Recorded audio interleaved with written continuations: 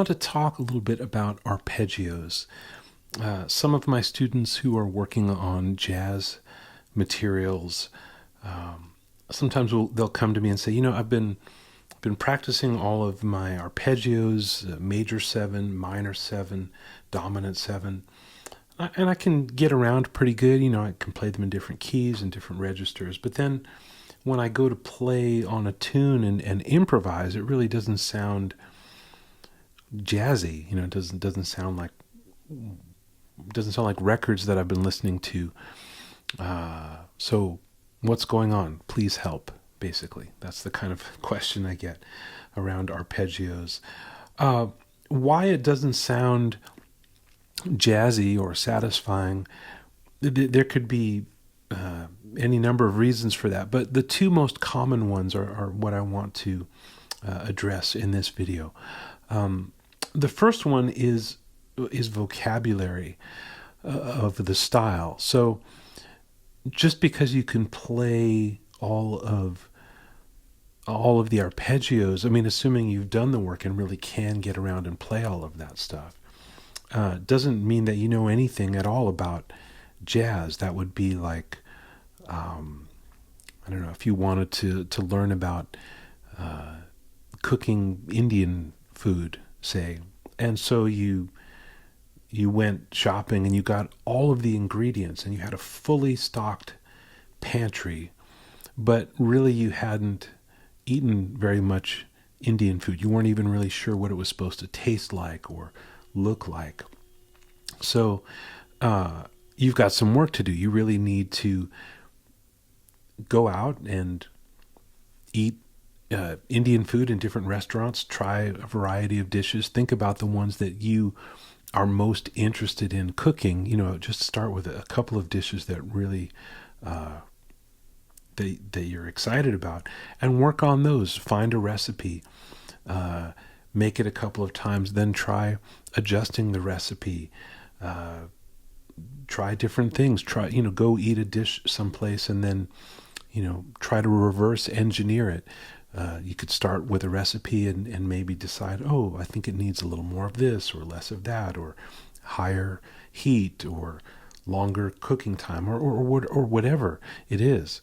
And it's the same with just having all of these materials at hand. Unless you really steep yourself in jazz, nothing that you practice is going to sound jazzy. And you could really plug in any style that you want. But I'm thinking about jazz because many of my students are interested in that. And at least with arpeggios, jazz is a type of music where you have more opportunity to actually use arpeggios, like I was saying, major 7th, minor 7th, dominant 7.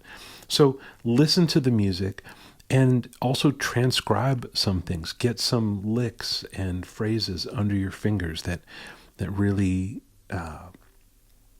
have the real essence of the music, and then throw in a few arpeggios, and then throw in another lick, and then some more arpeggios, and see if you can stitch together a style of your own that incorporates some things that you may be quoting from other people with other things that you want to say with some of the just fundamental stuff that we need. So that's the vocabulary aspect of why your arpeggios may not sound jazzy. But another thing, the other most common thing that I find is that when students are playing these arpeggios, let's say you're working on a major 7 sound, it's root 3, 5, 7. So if we're in E, it would sound like this. And you could repeat that. And so if you're running up and down your arpeggios and you've got root 3, 5, 7, that means 1 in every 4 notes that you play, 25% of the music you make, is going to be redundant. We don't really need to hear the root in what you're playing. Not to say that you have to avoid the root, but probably your bass player is going to be playing it. If you've got another chordal instrument that you're playing with, like guitar or piano. There's probably, if the chord at hand is E major 7, they're probably going to have an E in their voicing. So now you've got the bass player playing it, you've got a chordal person playing it, and just in the imagination of your listeners, they're probably grounded in some kind of E sound as well, that even if nobody's playing it, they might hear it. So don't waste too much of your energy playing the root some more, because it's not really that helpful. So how do we avoid the root? Let's say you wanted to.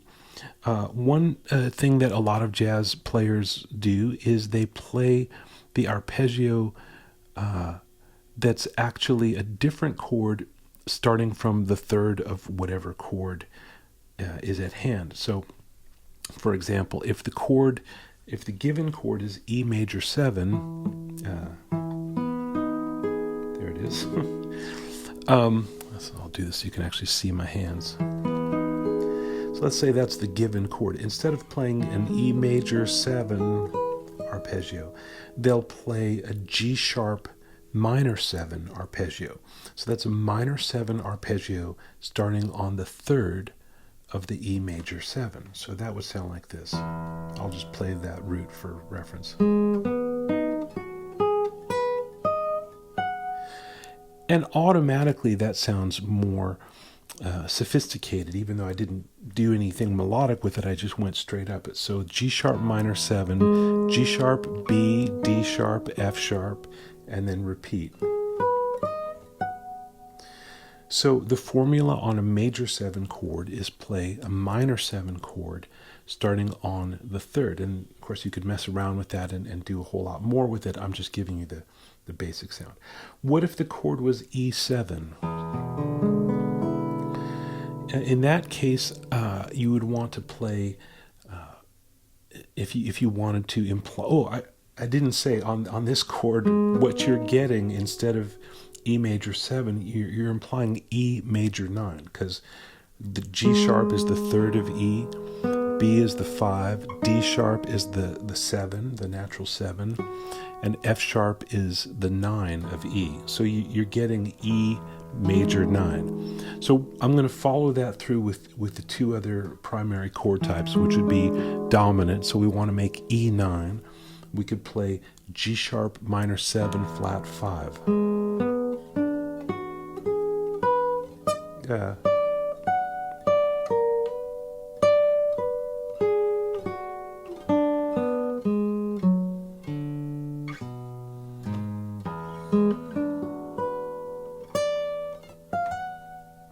That's that sound. So that's going to be for E9. If you want E7 flat 9, you could play a diminished arpeggio from the third. So either way, you'd be starting from G sharp. So here's G sharp diminished 7th over E.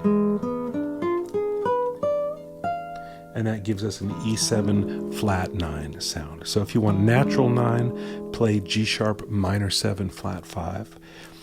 If you want a flat 9, play G sharp diminished 7th. And then for a minor 7 chord type, like if we're over E minor 7 and we want to make it with a 9, we would play G major 7. So that's a major 7 arpeggio starting from the minor third of the E, which is G.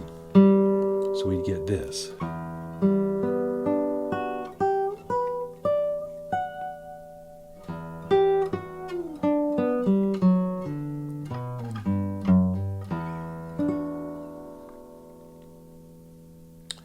So try that rather than working on arpeggios with 1, 3, 5, 7 in them. Try these out, these different forms starting up from the third of whatever the chord is. And I've given you just really a starter kit for the most common chord types. Of course, there are other chord types that you'll see, and you could just try to figure out what you need to do. Experiment. The main idea here is we're always starting on the third. So try that out and let me know what you discover.